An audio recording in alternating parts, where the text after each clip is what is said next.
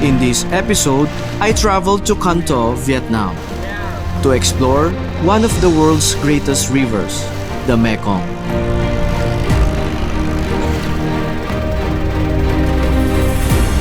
The Mekong, originally called Mei Nam Khong, meaning Mother of Water, is the 12th largest river in the world. This majestic river is home to one of the world's most diverse fish populations, with an astonishing 1,148 species. My journey begins here in Can Tho, a city in southern Vietnam's Mekong Delta region. Can Tho is known for its canal network, 158 waterways connecting the city to the river. I see the local growers here. So just a small garden like that. For generations, these waterways have been the lifeline of trade, carrying the harvest of the local farmers straight to the floating markets. And every day, backyard growers from across Can Tho arrive by boat, loaded with the freshest produce from their gardens. They have to throw and catch the products. The floating market is also one of the most captivating destinations for both local and foreign visitors. Where are you from? England.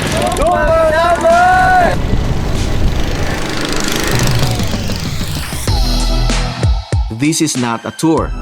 This is an immersion. Xin chào. Ooh. A ride down one of the world's greatest rivers. We can go there. That one. Uncovering the food, the trade, the life, and the opportunities that flow through in every single day. I'm J.D. Mapilis, and this is the Mekong. This is the right place to drink coffee. Here in the middle of Mekong River. Traders, sellers, and tourists, all drawn together by the rhythm of the river and the irresistible taste of local delicacies. It's so delicious, man. Yeah. From dried fish and frogs to something a little more daring, dried snake. And honestly, it tastes just like beef jerky. This is the dried snake. It tastes like beef jerky. And then there's the soup, made with wildflowers that bloom along the banks of the Mekong, packed with yellow eel, cream dory, and mudfish, a feast of everything the river gives. Mu, hai, ba, yum!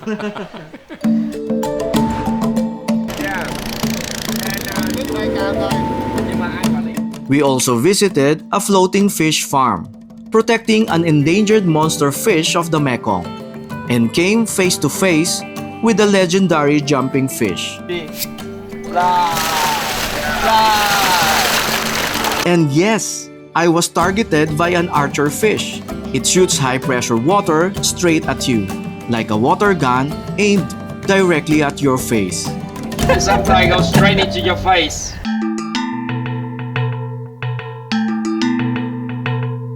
Our day starts at 5 a.m. at Ninh Kieu Market, joined by my guide for the day, Trinh Van Trung, better known as Tommy.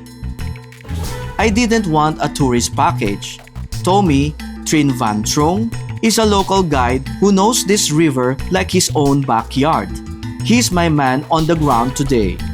Hello everybody. Yeah, it's like very nice to see you all here. Tourists arrive early, eager to catch the golden sunrise from the water. While the other tourists boarded the larger ferry, Tommy had something special in store for me. A private boat, a more personal journey through the Delta. So everybody won't see us much because it's still dark. Yeah, that's right. It's very dark and very early. Okay. Getting up early in the morning to go to the floating market is a kind of their experience. Maybe you won't see much, so we're just gonna enjoy the breakfast Okay. in the dark, and later we'll see you, okay? Before the camera drops in the water. Okay, yeah. Okay. Bye for now.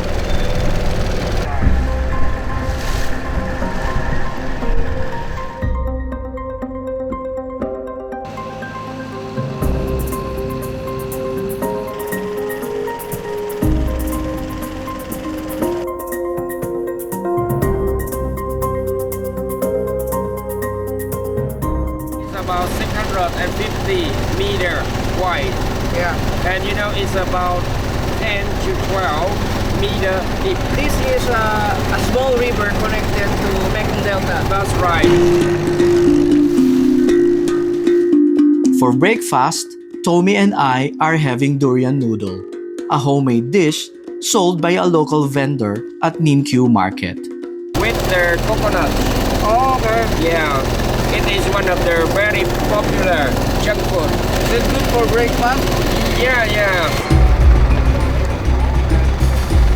From the farm. Yeah, all the local people know them. As we go further, the river gets busier. Boats of every shape and size cutting through the water in all directions.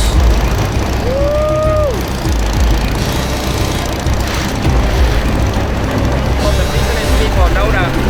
Yeah. An exhilarating ride, though my camera had a near-death experience with the Mekong.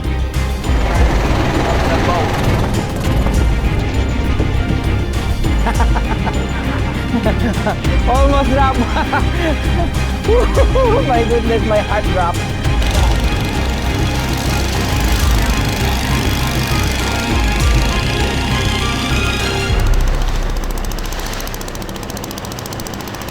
The race.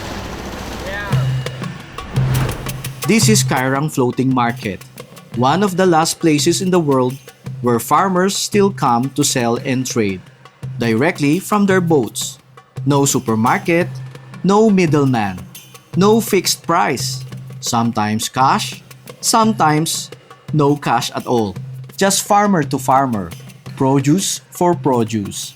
You have mangoes, I have pineapples. We swap, done. A trading system older than money itself. Still alive, still moving, right here on the Mekong. All of the backyard growers all over Can Tho, they come here on a boat, they put all their produce. This is actually a place where they meet. For centuries and even today, the Mekong has been a vital trade route connecting 6 nations: China, Myanmar, Laos, Thailand, Cambodia, and Vietnam. A river that doesn't just flow, it moves economies. And here in Can Tho, right at the end of that ancient route, the farmers, the traders, the sellers, they all arrive at the same place. Most of them are local growers, they don't have a big land, Yeah. and mostly on the backyard, but they will collect there and put on the boat. The floating market, the riverside shops, the boats, the river delivers them all. The river economy has created livelihoods for thousands, from coffee vendors and noodle sellers to farmers and fishermen. Exchange the products. Exchange products, Yeah. trading. Maybe the man want more pineapple, and then he buy from the boat in here, and then he transfer to his boat. And maybe after living here, he will sell along the I see. river. Currency exchange is the fruits and vegetables. If you have a problem with your boat, you can there. Can Tho alone has 158 canals, feeding into the Mekong Delta. Each one connecting farms to markets and people to opportunity. This is quite a long stretch of this canal. Next stop, a dragon fruit garden, where we get to enjoy the fruit fresh off the vine. Just arrived at the dragon fruit garden. Also, this is we're going to a dragon fruit garden. Yeah, and then we enjoy the fresh dragon fruit Oh, wow. in here. Yeah. I'm Yeah, excited. that's it. Let's go. Okay, that was easy. Say ciao. Say hello. Các anh ưu tiêu được không? Yeah, we call this star apple. Yeah.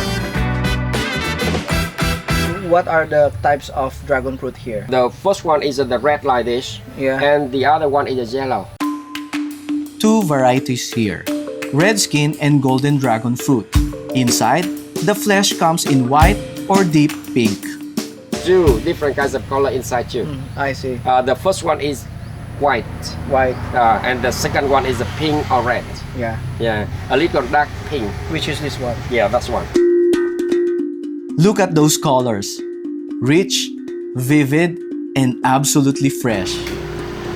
So you just take it like that, peel the skin, Yeah. and bite.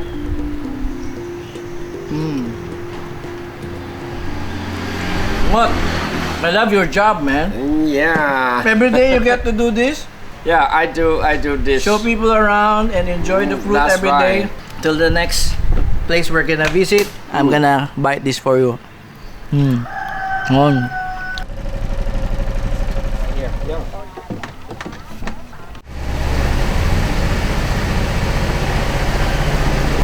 Ah, yes. Oh my god.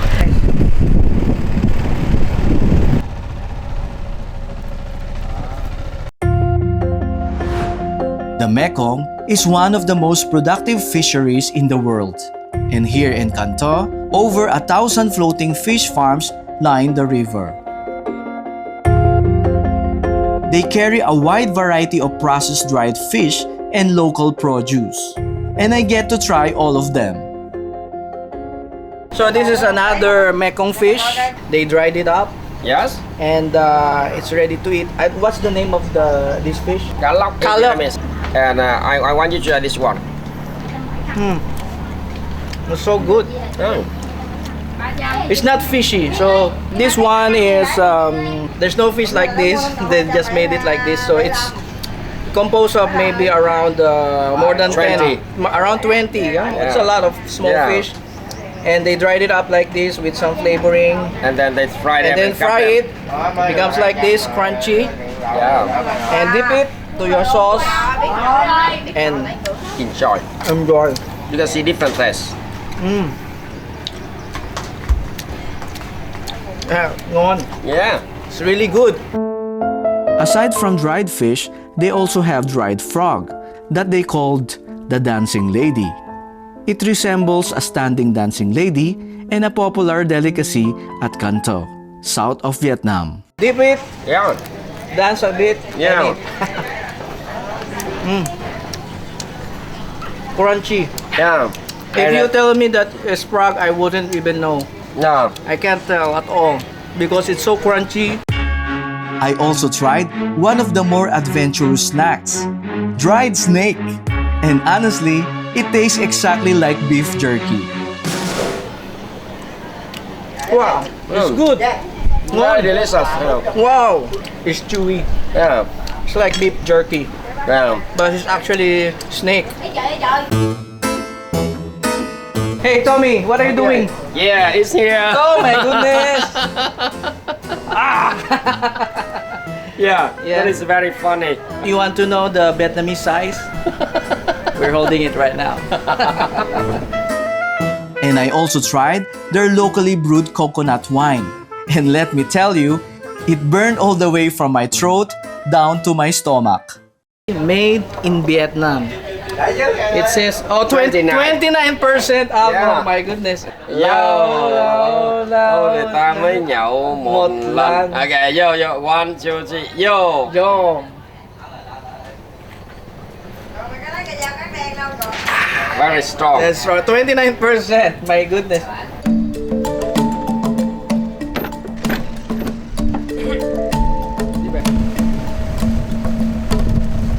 Tommy didn't take me to a restaurant on the map.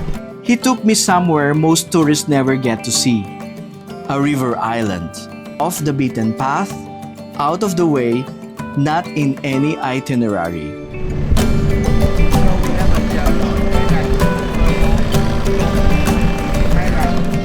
To get there, we took a small boat, and when we arrived, we walked a narrow path beside the river.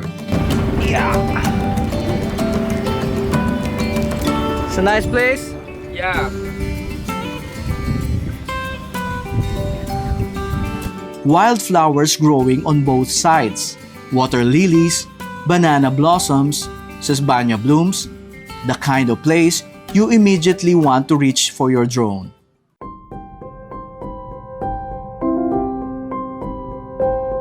But we weren't just walking past these flowers, we were about to eat them.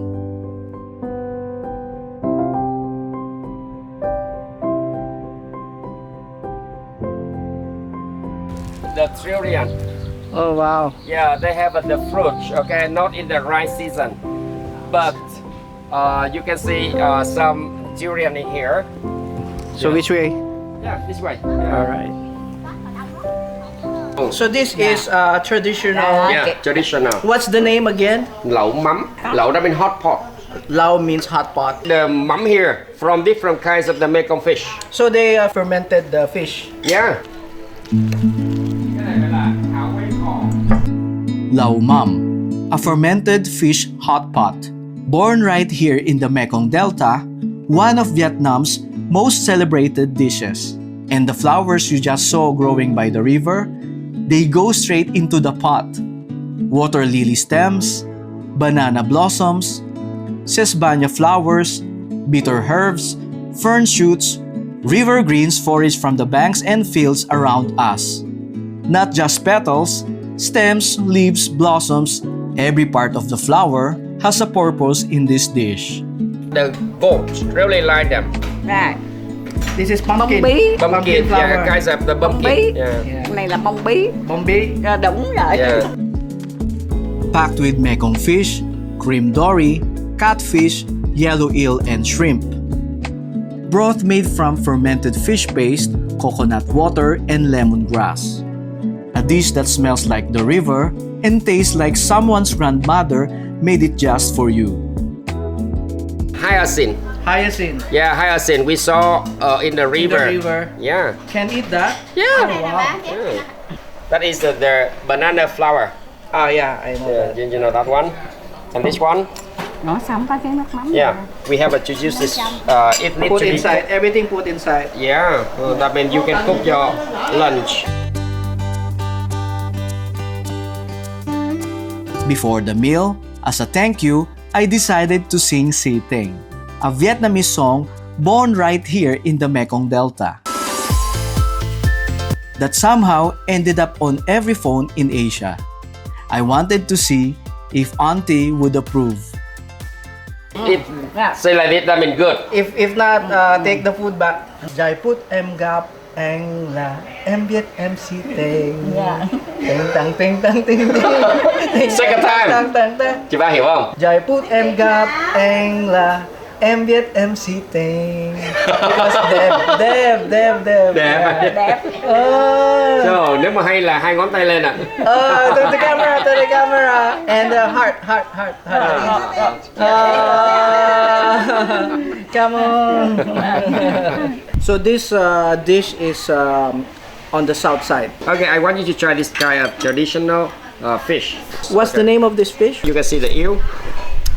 There's an eel here. Yeah. So here's the yellow eel. Because of the flour, Yeah. it made the soup a bit sweet. Yeah. Here's the flowers. Yeah. Having lunch here really felt like home. Vietnamese people are warm and hospitable, just like in the Philippines. The owner offered a drink and taught me a Vietnamese song that they sing before every toast. It means, long time no see, so now let's take our time to drink and enjoy. Lâu thì ta mới nhậu một lần. Lâu thì ta mới nhậu một lần. 1, 2, 3, vô!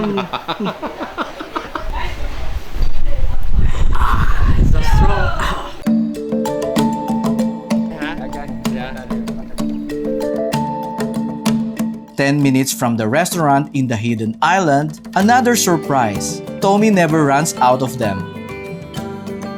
This place has a story.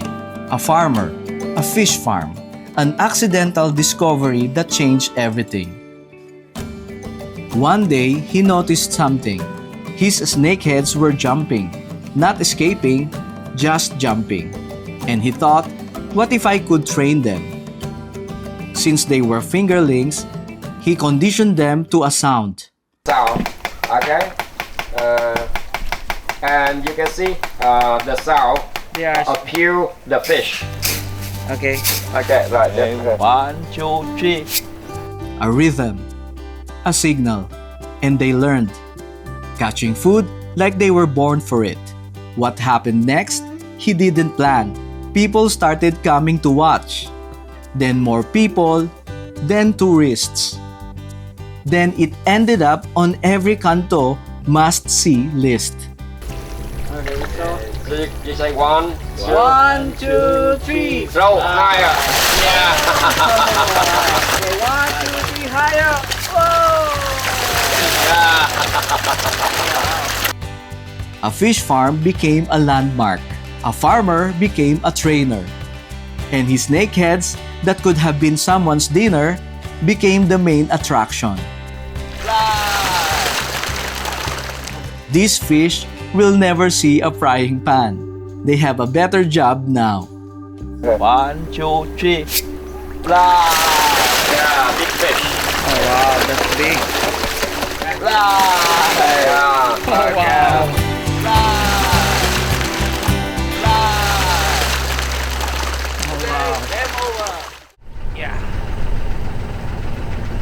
Oh, this is Yeah, quite it's a high. little high because of the water go up. Yeah. All right, thank you. Yeah.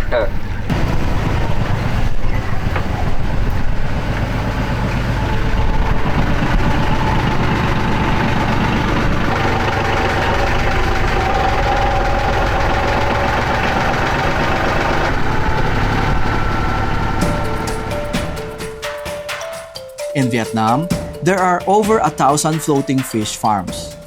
One of them belongs to Mr. Lee Van Vong, and his farm is a sanctuary of the rarest creatures in the Mekong, the giant barb fish. Critically endangered due to overfishing and habitat loss, the giant barb can grow up to 9.8 feet and weighs 300 kilograms. This farm is one of the few places still protecting them. Along the Mekong River, there are 10,000 of the floating fish farm like this. Alright. But this is one of the typical one, where you can see different kinds of the Mekong fish, Alright. which are kept in here, raising in here, and then transferring from here.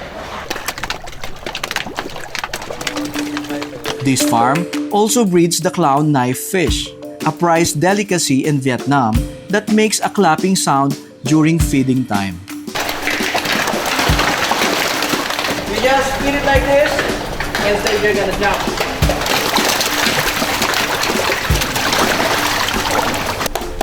They follow you. Wow. Yeah, Come here, amazing. boy. Woo. Come on, come on, come on. The Mekong is also home to the pangasius, better known as Basa fish or cream dory.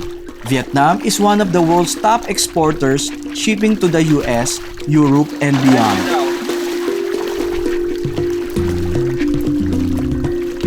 See? I can see you. Yeah. Okay, this small one here. This is safe. Yeah, the place where you think that the camera can see you well. And put your leg down in the water. Break, right? No, no problem. It's my Yeah, and then you put it, okay, deep in the water. It's tickle.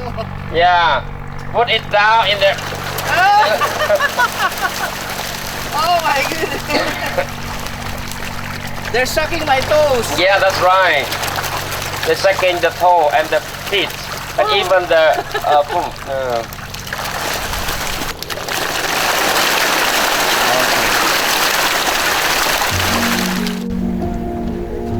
And then, there's this one, the archer fish, one of the most fascinating hunters in the animal kingdom. And one of the most sought-after fish in the Mekong. It doesn't chase its prey. It doesn't leap for it. It shoots it. A precise jet of high-pressure water fired from its mouth, knocking prey off branches above the surface. From below, underwater, without missing. And when shooting isn't enough, it jumps straight out of the water, agile, fast, and precise. A fish that hunts two ways and misses in neither. Popular in the aquarium community worldwide and critically hunted in the wild, this farm is one of the few places protecting them. It's like a water gun shooting at me. And sometimes go straight into your face. Yeah. What an incredible experience here in Can Tho on the Mekong. A river that flows all the way from China through Laos, Cambodia, Thailand, and Vietnam. It's humbling to witness the life this river gives. The floating markets, the fish farms, the farmers who depend on every drop of this water to survive. The Mekong gave us everything we experience today. The food, the fish, the farmers, and the floating markets. All of it because of this river. Plastic.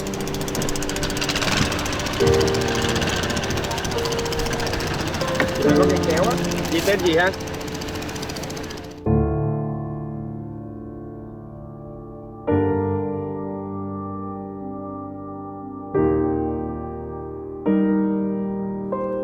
But the same river that feeds millions of people is being slowly destroyed. By plastic, by garbage thrown into the canals.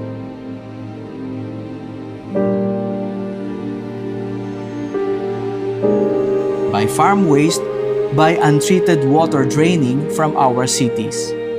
By dams built upstream that are changing the river forever. And the saddest part, most of it comes from everyday choices. A plastic bag thrown into the water, a bottle left on the riverbank, waste that ends up here in the Mekong. And I think if we still doing it, just in the future, the children don't have a good water to use. Stop throwing everything in the water. That's it. Tommy said it best. If we keep doing this, our children won't have clean water. Not here, not everywhere. Take care of the river. Take care of the ocean. Wherever you are in the world, it all connects.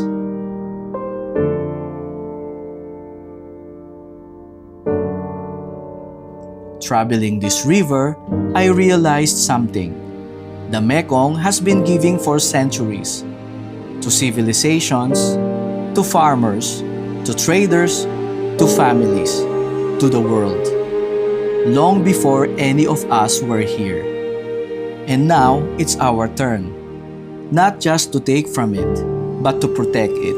Because if we do, it will continue to give for centuries more. Just like it always has. I'm J.D. Mapilis and I agree to agriculture.